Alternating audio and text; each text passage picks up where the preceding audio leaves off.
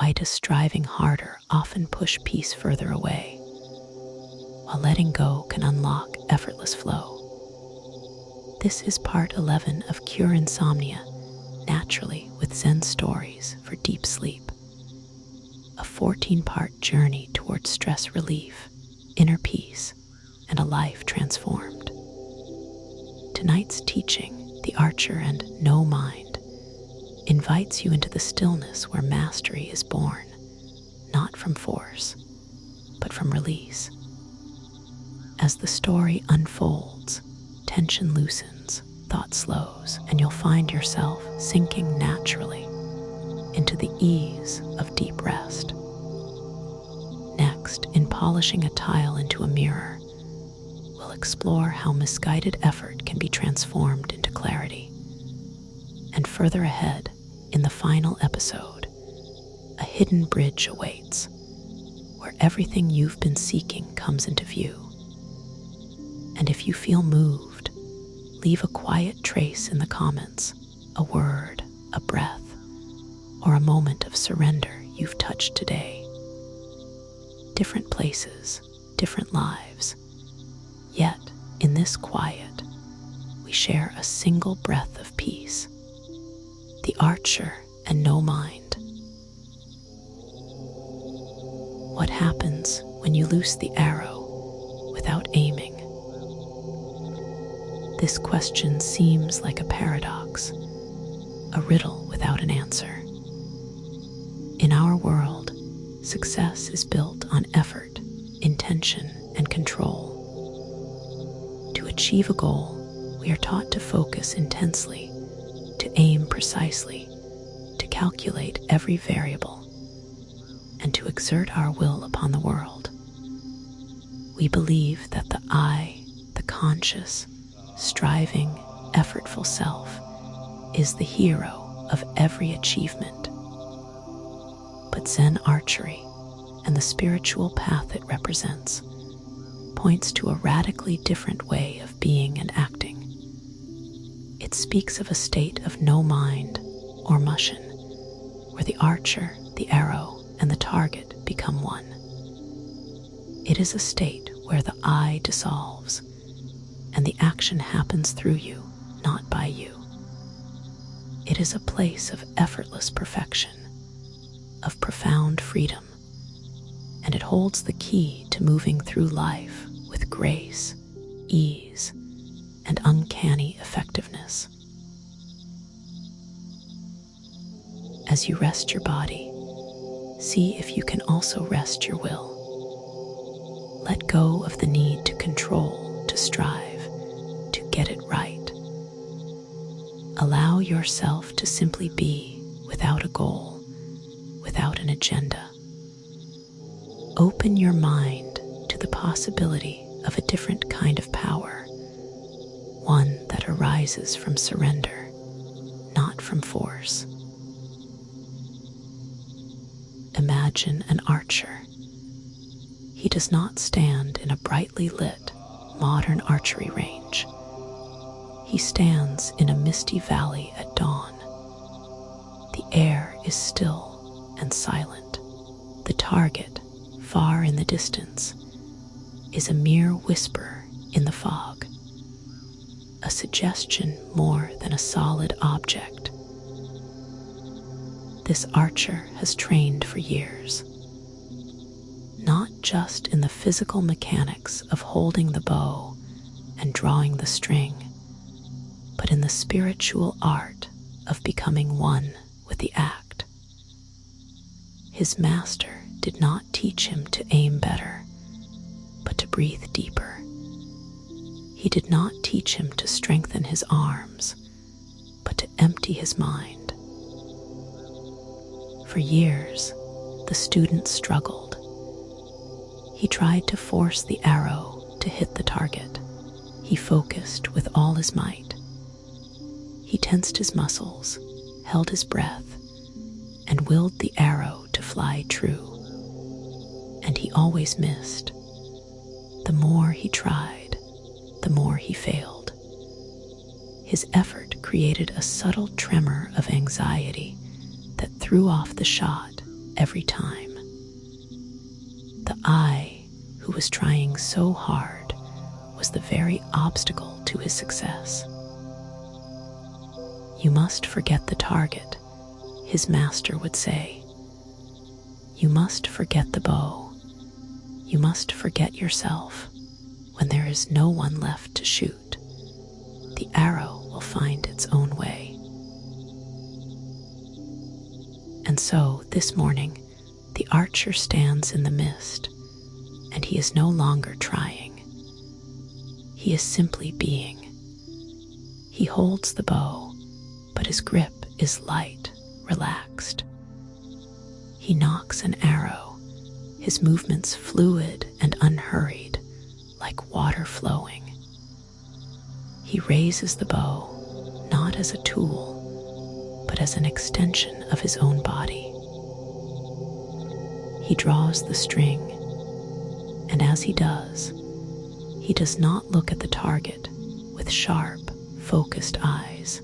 His gaze is soft, his eyes unfocused, taking in the whole valley, the mist, the sky, the silence.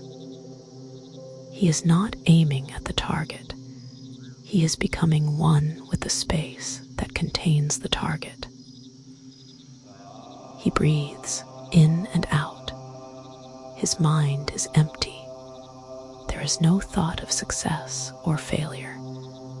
There is no ambition. There is no fear.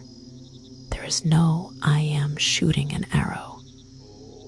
There is only the breathing, the holding, the being. This is the state of no mind. It is not a blank trance, but a state of hyper-aware, fully present, choiceless awareness. And then it happens. The arrow is released, but the archer does not decide to release it. He does not let go. The release happens on its own, as naturally and inevitably as a ripe fruit falling from a tree. The shot shoots itself, and the arrow flies. It traces a perfect, silent arc through the mist, and it strikes the very center of the target with a soft, satisfying thwack. The archer does not celebrate. He does not feel pride.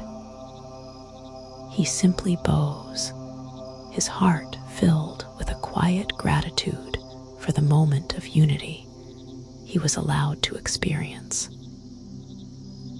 In no mind, the arrow and archer are one, and freedom is simply being. This story is a beautiful metaphor for a more graceful and effective way to live. So many of us live in a state of constant, low-grade performance anxiety, whether it's giving a presentation, having a difficult conversation, creating a piece of art, or even trying to fall asleep. We are like the struggling student archer. We are trying too hard. Our ego, our sense of I, gets in the way. I have to do this well. What if I fail? People are watching me. This internal chatter creates tension, self-consciousness, and resistance. It is the tremor that spoils the shot. The state of no mind is what modern psychology calls a flow state. It's that magical experience where you are so absorbed in an activity that your sense of self disappears. Time melts away. The action feels effortless, spontaneous, and perfect. You are not doing it, you are in it. It is flowing through you. This state is not just for athletes or artists. It is available to you in any moment where you can let go of the striving self and merge with the action at hand. Trying to fall asleep is a perfect example.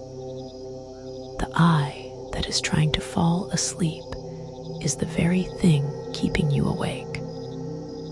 I must sleep. Why am I not sleeping? I am failing at this. This is the struggling archer. The wisdom of no mind invites a different approach. Can you let go of the target of sleep? Can you forget the goal? Can you simply merge with the experience of lying in bed? You become the breath. You become the feeling of the blankets. You become the quiet darkness. There is no I trying to sleep. There is only the sensation of resting. And in that state of complete surrender, sleep happens on its own. It releases itself, just like the arrow. This is a profound form of letting go.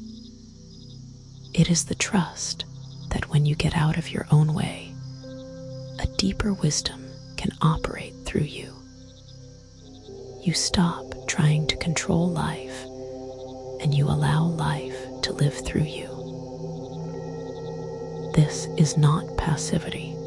The archer still has to show up, pick up the bow, and draw the string. The discipline and practice are essential, but the final, crucial step is surrender. It is the release of the ego's grip. As you lie here, feel the tension of trying in your body and mind. The effort to be a good person, to be successful, to get everything right. And see if you can, just for this moment, let it go. You don't have to hit the target tonight. You don't have to achieve anything. You can simply rest in the quiet, empty, and spacious state of no mind. But what if this state of awakening, this no mind, is not something to achieve at all, even through surrender? What if all our efforts to become enlightened, to perfect ourselves, are like polishing a tile, hoping it will become a mirror? In the lesson from polishing a tile into a mirror, we'll see that you are already the mirror, reflecting the truth of what is, if you can only cease the endless, fruitless polishing. For now, be the archer after the shot. The bow is at rest. The arrow has flown. The valley is silent. There is only the soft mist, the quiet breath, and a deep, abiding peace. Let this stillness be your target, and let your surrender be the arrow that flies true, carrying you into the heart of a deep and effortless sleep. The arrow's flight dissolves into the tile's quiet shine, where polishing reveals what was always there.